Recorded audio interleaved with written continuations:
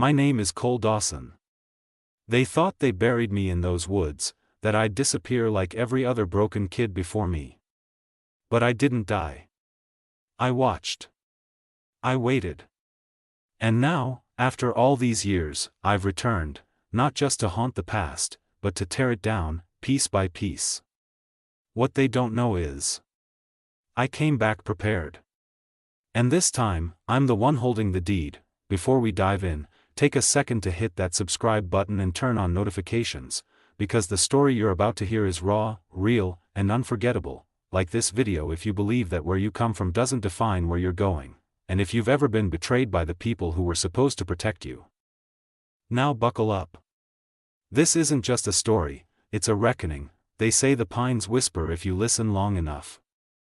In Sandersville, Georgia, those whispers weren't from the wind, they were warnings. I grew up in a leaning, mildew-stained farmhouse at the end of a gravel road nobody cared to name. The paint peeled like dead skin, and the windows never quite shut all the way, no matter how hard you pushed. That house held secrets, and every floorboard creaked like it was trying to confess. Frank moved in when I was 7. Mama said we needed a real man around the house. I didn't know what that meant until he slammed the door so hard the glass cracked the first week he arrived.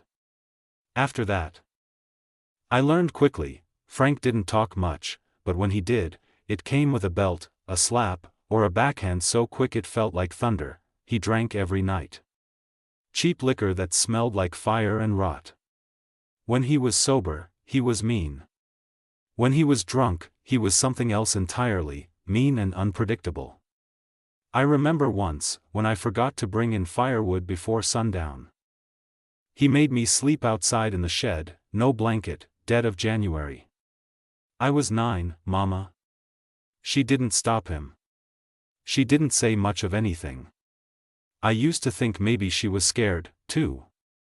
Or maybe she believed the lies Frank told her when the bruises faded and the apologies came. But after a while, I stopped making excuses for her silence. Silence, in our house, was a choice. I had 2 half-brothers, Wade and Tyler, Frank's blood, through and through. They were only a few years older than me, but they carried the same cruelty in their bones. They called me bastard more often than my name. Chased me through the pines with BB guns, tied fishing line across my doorway so I'd trip face first in the dark. Mama saw. She always saw. I started hiding in the woods behind the house. There was a spot where the trees grew close and the world went quiet. I'd sit on a mossy rock and stare at the sky through the canopy, pretending I was somewhere else. Atlanta, maybe. Anywhere but there. I'd listen to the wind weave through the pine needles and wonder if the trees ever cried for the children who lived beneath them. Every night, I fell asleep dreaming of roads. Long ones that led away from Sandersville, away from the cracked porch and the sting of Frank's hands. The thing about pain is, it teaches you to plan. By the time I was 12, I had memorized bus schedules. By 14, I'd saved every penny I made from odd jobs, splitting wood, gutting fish, stealing and pawning old tools Frank wouldn't notice missing. By 16, I wasn't dreaming anymore, I was escaping, and one day, I promised myself, I'd come back. Not to beg, not to forgive, but to take back everything they tried to beat out of me. The devil ruled that house, but I'd grow up to burn it down. It happened in late August, the summer before I turned 13. The air was thick and sticky, heavy with the kind of heat that made your skin feel like it was melting off your bones. The creek behind the house was the only place that offered any relief, and Wade and Tyler decided it was time I learned how to swim. Only, it wasn't a lesson. They led me out past the tree line, cracking jokes and acting like we were just brothers out to cool off. I should have known better. Wade had that grin he wore when he was about to do something mean. Tyler followed him like a shadow, always one step behind, always ready to laugh. Jump in, Wade said, pointing at the deeper end, just past the rocks. Don't be a chicken. I stepped in slow. The water was brown and cold, and the mud sucked at my feet like it wanted me to stay. I was waist deep when Wade suddenly charged in and shoved me under. I panicked. My lungs screamed. The current tugged at me as I thrashed, swallowing gulps of dirty water.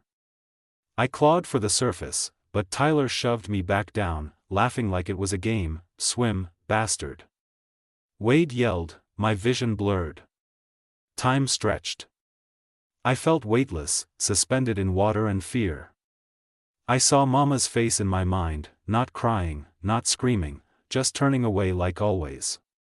I realized then, clear as the creek bottom, that she wasn't coming. No one was, when I finally surfaced. Coughing and sputtering, they were already walking back to shore, high-fiving each other like they'd just won a prize. I crawled out, choking on shame, water, and rage. They never looked back. I sat on the bank for hours, soaked and shivering, watching the ripples settle where I almost died. Something in me changed that day. The boy who cried himself to sleep, hoping Mama would notice, he drowned in that creek. What came out was quiet, harder. Meaner in the ways I needed to be. That night, I didn't speak a word at supper. I watched Frank gnaw on his pork chop, beer sweat dripping from the can in his hand. Wade smirked at me across the table. Tyler nudged him and whispered something about drownin' rats. I just stared at my plate, but inside, I was memorizing everything: who sat where, what time Frank passed out, how long Mama stayed up after. I started keeping notes in my head. I learned their patterns like clockwork, not because I wanted to run again. Not yet, because I needed to understand them if I ever wanted to beat them. That creek nearly stole my breath, but it gave me something else in return. Clarity. I wasn't scared of Wade or Tyler anymore. I wasn't scared of dying, either. I just wanted to live long enough to make them feel what I felt that day, powerless, alone, and drowning in the mess they made. I turned 16 on a Thursday. No cake. No happy birthday. Just a busted lip from Frank and a smirk from Wade that said, "You'll never leave." Mama didn't say a word. She hadn't in weeks. Her silence clung to her like the old quilt she wrapped around herself on the couch, tattered, tired, and useless. That night, I waited until the house was dead quiet. I knew the rhythm of its sleep, the cough from Frank's room, Tyler's snoring through the thin wall, Mama's rocking chair creaking even when she wasn't in it. I moved like a shadow, slow and careful, stepping over the spots that groaned and gave away secrets I had packed days before. Just a small canvas backpack I found buried in the shed, stuffed with a spare shirt, 2 granola bars I'd stolen from Wade's stash, a worn-out copy of To Kill a Mockingbird, and the $26 I'd saved over 3 summers of gutting fish, hauling wood, and lying about it. The screen door whispered shut behind me. I stood for a second on the porch, looking out at the dark stretch of woods. The same woods I used to cry in. The same woods I almost died in, and then I walked. The moon was thin and silver, just enough light to see the road. I kept my eyes forward. Gravel crunched under my boots like bones breaking with every step. I didn't know exactly how far Augusta was, just that it was away. Away from Frank. Away from the silence. Away from the house where no one ever loved me right. The cold crept in by morning. My stomach growled like it wanted to turn back. My legs ached, and the blisters came fast. But I didn't stop. Not even when a truck slowed down and the driver yelled something about a runaway punk. I cut through a field and hid in a drainage ditch until the engine faded. People in Georgia don't ask questions for the right reasons. By the second day, the granola bars were gone, and so was the strength in my knees.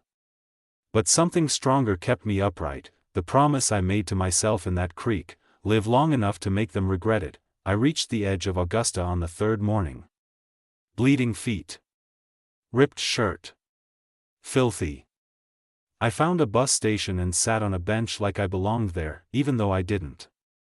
Not yet. A woman walked by, glanced down, and paused. "You okay, son?" I looked up at her, then away. "I will be," I said. That was the first true thing I'd spoken in years.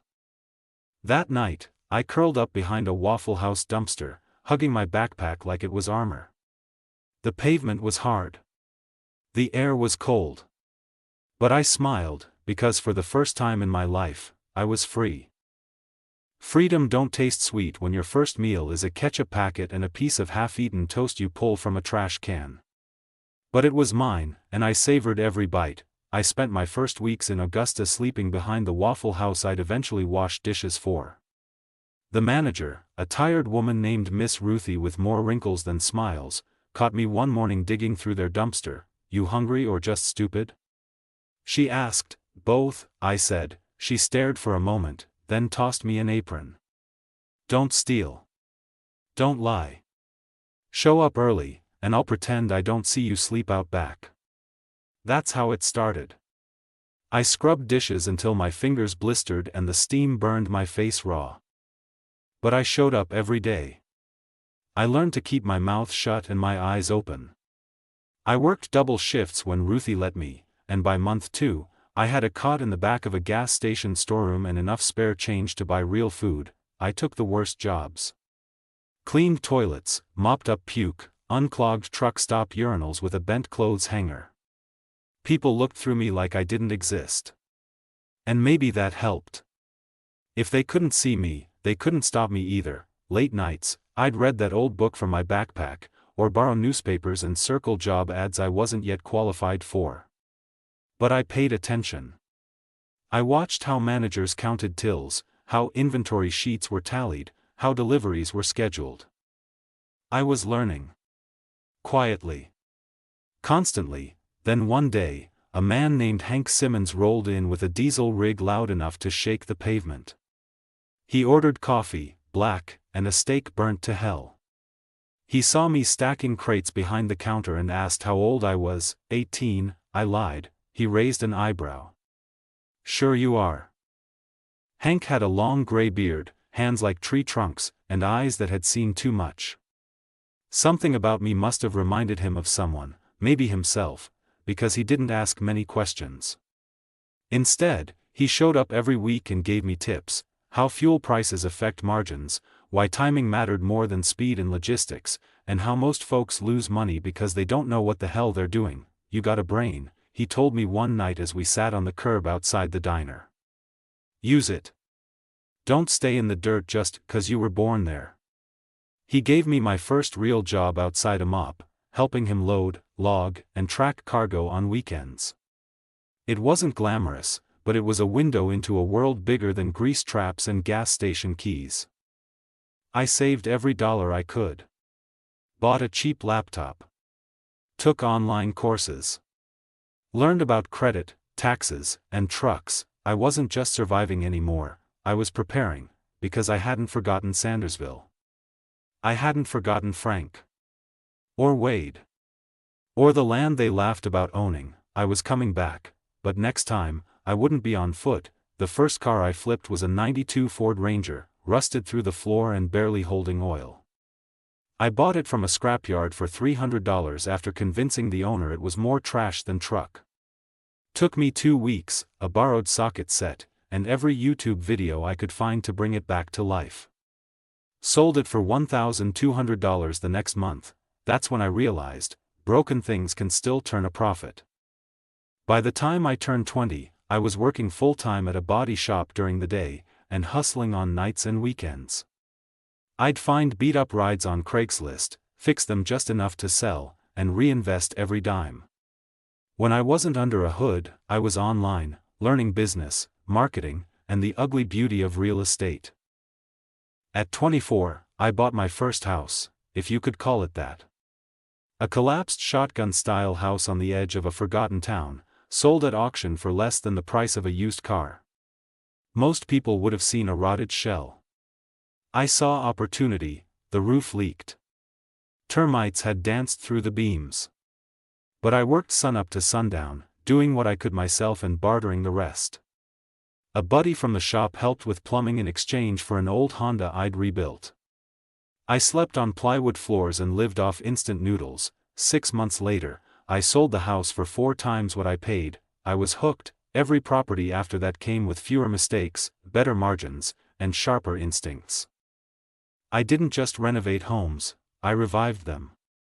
And in the process, I built something no one back in Sandersville thought I'd ever have: a name. A reputation. Power. By 30, I owned 5 properties, a fleet of delivery vans, and a bank account that no longer gave me anxiety. Folks in Augusta called me Mr. Dawson, not boy, not kid, and definitely not bastard. But money doesn't drown out memories, it just builds taller walls around them. Late at night, when the noise of business died down, I'd find myself staring at old maps of Washington County. My eyes always landed on one spot, that strip of cursed land, where the pines swallowed the sky and the farmhouse sagged under the weight of ghosts. I googled it once. Frank had defaulted on taxes for years, but somehow the land was still in the Dawson name, held by Wade and Tyler. No one had touched it. No one had fixed it, just like I remembered. It should have felt like distance. Closure. Instead, it felt like unfinished business. That land was where I was beaten, broken, and buried in silence, but it was mine. By blood. By pain. By truth. And if life had taught me anything, it was this: everything broken can be flipped, even the past. I started making calls. Quietly.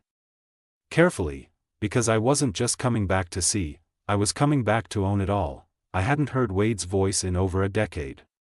When my phone buzzed and lit up with a strange Georgia number, I almost ignored it. Something told me to answer. Cole? The voice was raspy, worn. It's Wade. My chest tightened. For a moment, I couldn't speak. That name, his voice, it dragged up memories like rot floating to the surface. What do you want? There was a pause, then a cough. Frank's dead. Mama's not far behind. Cancer. We're figuring to sell the place. Thought you should know. The silence on my end stretched like wire. I could hear cicadas buzzing in the background on his side, the same ones that used to scream through the Georgia summers of our childhood. He cleared his throat. Ain't much left. Just land, really. Figured we could split whatever we get. Split? I wanted to laugh. Or scream. Or both. These were the same boys who held my head underwater, who watched me sleep in the shed like a dog, who spit the word bastard like it was my name. And now he wanted to talk about splitting. Send me the address, I said flatly. He seemed surprised. You serious? I'll be there by Sunday. I ended the call before he could say another word. I stood for a long time, phone still in my hand. I stared out the window of my office, my own office, and watched the sun go down over a line of homes I helped restore. I had hardwood floors now. Leather chairs. A wall full of framed deeds and signed titles, but suddenly, it all felt like armor I hadn't taken off. Frank was dead, Mama was dying, and that cursed land was finally within reach. It didn't feel like coincidence. It felt like the moment I'd been building toward since the day I walked barefoot off that porch with a backpack and a bruised soul. I didn't pack much.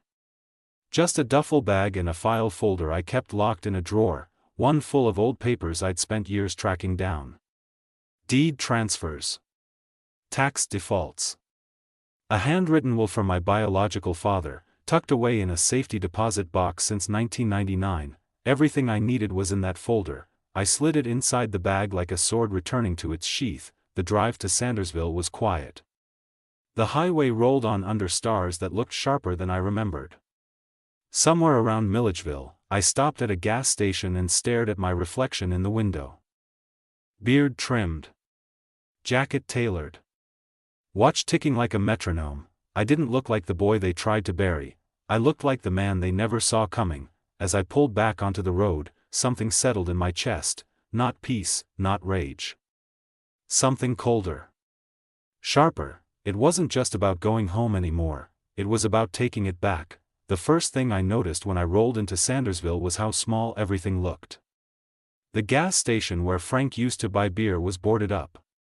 The corner store was now a payday loan place. The roads were cracked, the signs faded. Time had stripped the town bare, and yet, it still felt like it was watching me. I drove slow, letting the dust rise behind my black Silverado. It was spotless, polished to a mirror shine, with leather seats and Georgia plates registered to my LLC. I wanted them to see it. I wanted him to see it, if he were still alive. But Frank was gone, buried somewhere I didn't care to visit. The old farmhouse stood just where I left it, crouched low like it was ashamed to be seen. The porch sagged deeper now. The roof was caved in near the chimney. Kudzu had claimed the sides, curling up like green veins trying to strangle it back into the dirt. Wade came out first, wearing a wife-beater and muddy boots. His hair was thinner, his gut thicker, but that same sneer hung on his face like a scar. Tyler followed behind him, slower, dull-eyed, holding a sweating beer can like it was all he had left. "Well, damn," Wade muttered. "Didn't think you'd actually show." I stepped out, slow and calm. The sun caught the face of my watch, gold, real, and earned. I looked around like a buyer inspecting wreckage. "Place looks worse than I remember." Tyler snorted. "Ain't changed much."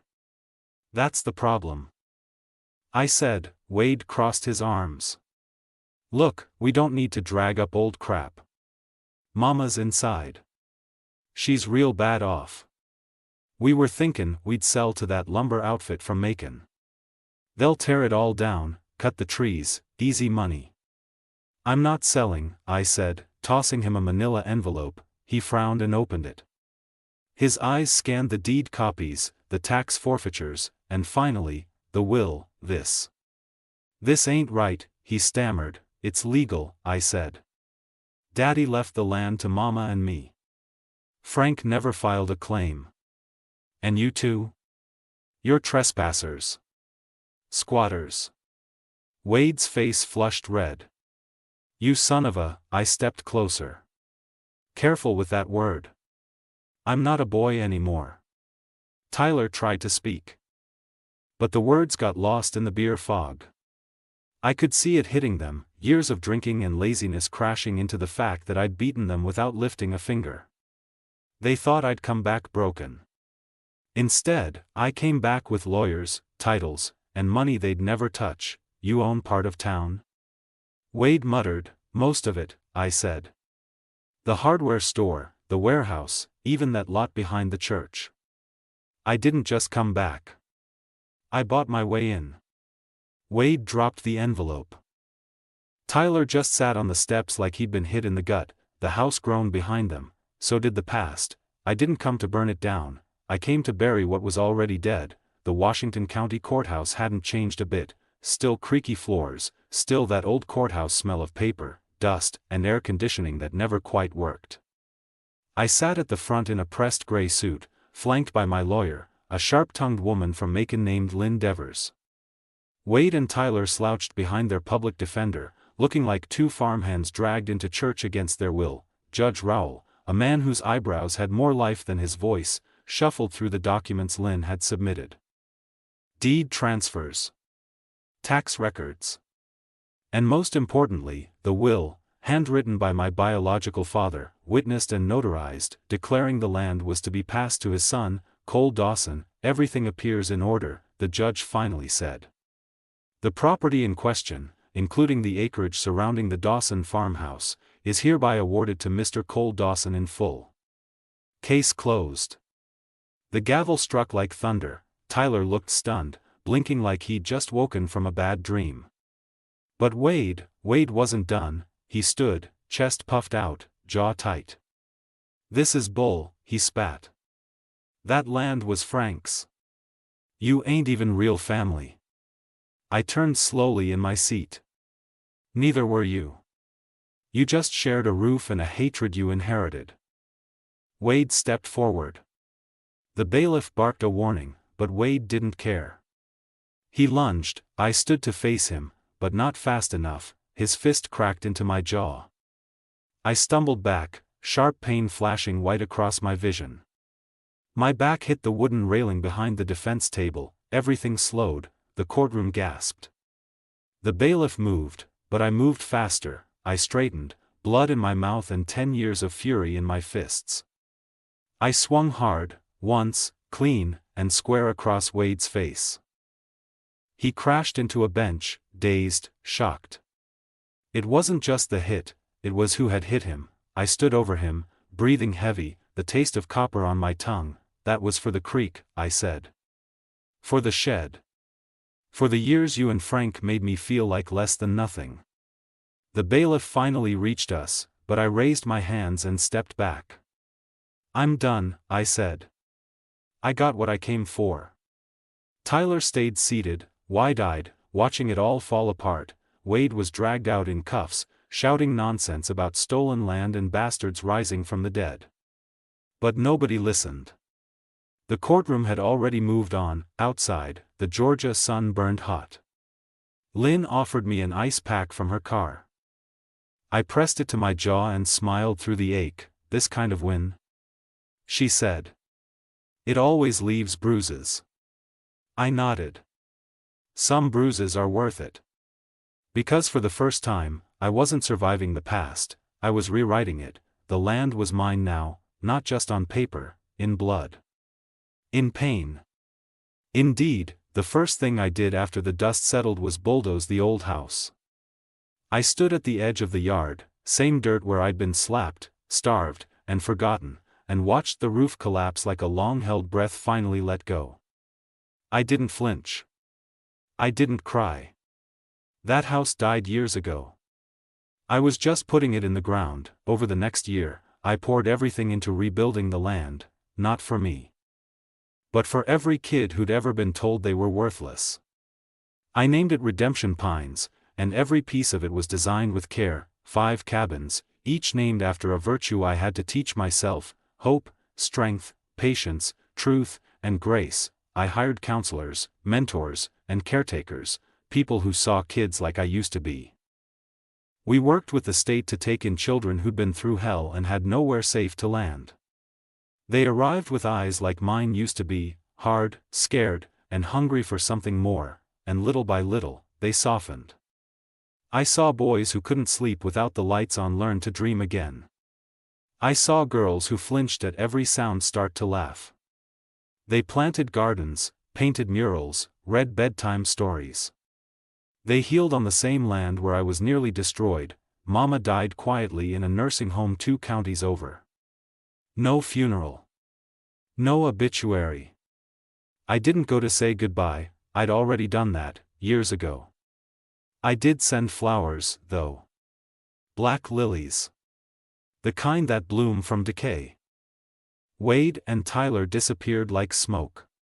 Last I heard, Wade was drifting between jobs in Alabama, working construction when he wasn't drinking. Tyler just vanished, no phone, no trace. I didn't look for him. Letting go of hate isn't easy. But it's lighter than carrying it. I kept one thing from the old house, a photograph I found in the attic before demolition. It was of me, maybe 5 or 6, sitting in the grass with a crooked smile and knees full of dirt. Mama's hand rested on my shoulder. Frank stood behind her, already scowling. I framed it and hung it in my office at Redemption Pines. Not as a reminder of the pain, but as proof that I survived it. Sometimes, when the sun's low and the pines whisper like they used to, I sit on the porch of Cabin Grace and watch the kids run across the fields where I once bled. And I feel peace, not because justice was done, but because I did something with the pain. I turned it into shelter, into home. I never asked to be born into that family. I never asked to carry their sins. But I learned that legacy isn't what you inherit.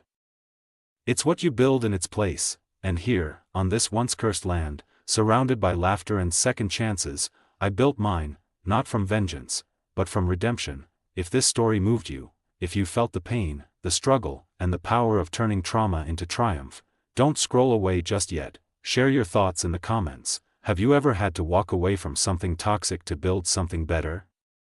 Like this video if you believe in second chances, and don't forget to subscribe for more real, raw, and powerful stories that stay with you long after the ending, because sometimes, the best revenge is rebuilding yourself.